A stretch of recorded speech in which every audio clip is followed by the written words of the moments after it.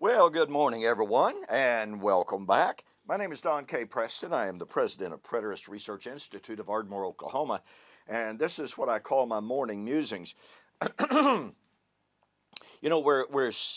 currently studying 1 Thessalonians chapter 4, 13 to 18, and in verse 16, Paul uses typical prophetic language to speak of the coming of the Lord with a shout, with the voice of the archangel, and with the trump of God. What is so fascinating about this is that, number one, we have to keep in mind that Paul tells us repeatedly that his eschatological hope is nothing but the hope of Israel found in the Old Testament.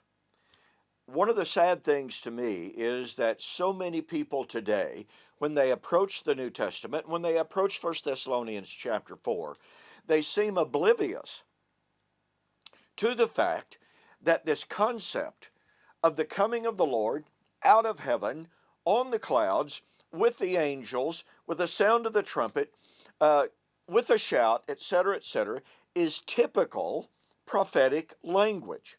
And here's what's critical about this. This language was never, ever fulfilled or intended to be fulfilled literally. Let me give you a for instance of this. And by the way, I developed this extensively in my book, We Shall Meet Him in the Air, The Wedding of the King of Kings.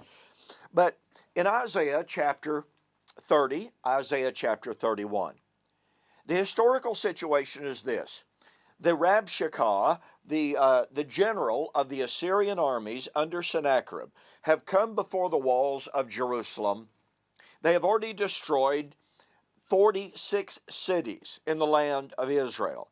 Now they've besieged the city of Jerusalem. All seems to be lost.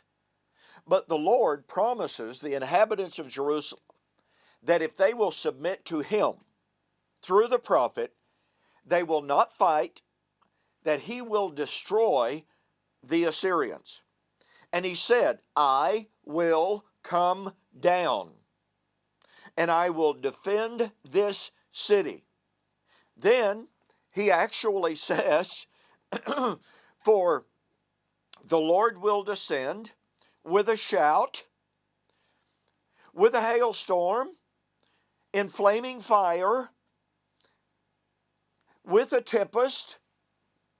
And He said, the Assyrians shall be destroyed with a sword not of man. Now look, it specifically tells us that this is the coming of the Lord out of heaven to destroy the Assyrians that were there at that time. And you know, Isaiah chapter 37 records the fulfillment of that.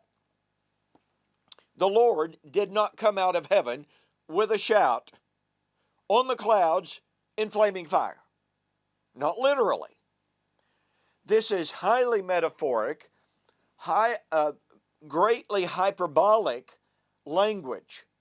Now, Paul Manier, a New Testament scholar, posed some years ago a very legitimate hermeneutical question that I hope you'll think about. When the New Testament writers, all of whom, by and large, were Jews, they were Hebrews, trained in the Old Testament language, when they quote the Old Testament language that is demonstrably metaphoric, non-literal, and when they, not one single time, tell us that they are now interpreting that language literally as opposed to the way it was always interpreted, then upon what basis do we have to say it's to be interpreted literally in the New Testament? There is no hermeneutical basis for making that radical change from metaphoric, figurative, non-literal to a literal interpretation. That should give us pause when we approach 1 Thessalonians chapter 4 and we find Paul, who tells us his eschatological hope, his hope of the coming of the Lord, is taken from the Old Testament. Then, point number 2, he uses the typical Old Testament language descriptive of the day of the Lord coming out of heaven on the clouds with the angels with a shout, and he does not explain that in any kind of a literalistic way opposed to the historically well-attested metaphoric usage. I suggest, therefore, there is no basis whatsoever for us to come to 1 Thessalonians chapter 4 and radically change the nature of the interpretation of Paul's statement that the Lord himself will descend with a shout, with the voice of the archangel, and the trumpet of God.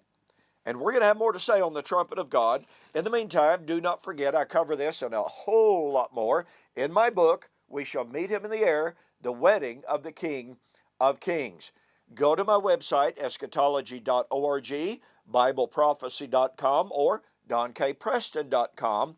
Order the book. Be sure to mention that you saw the offer on YouTube or Facebook, and I will refund your shipping price, which will save you $5. Hey, thanks so much for joining me. Please give serious thought to these things that we're sharing. Thank you so much for watching. We'll see you on the flip side.